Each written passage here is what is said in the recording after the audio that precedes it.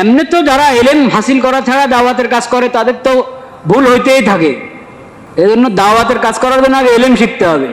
তবলিগ জামাতের মধ্যে যে 6টা উসুল, ওটার মধ্যে ইলম ও জিকিরের কথা আছে কি নাই? কেন? দাওয়াতের কাজ ইলম ও জিকির ছাড়া হয় না।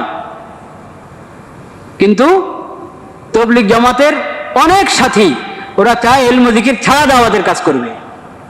এইভাবে দাওয়াত কখনো সফল হবে না। আর কিছু সাথী তো একবারেই নিয়ত বেঁধেই আলাদা হয়ে গেছে ইলম ও জিকির থেকে। নাম ব্যবহার করে ইলম ও জিকিরের, নাম ব্যবহার করে ইকরামুল মুসলিমিনের, কিন্তু টঙ্গিতে মুসলমানদেরকে কতল করে। তারপরও 6 নম্বরের তবলিগের কথা বলে। তবলিগের এক গ্রুপ এরকম আছে, ওদেরকে তো হিসাবেই ধরা যায় না।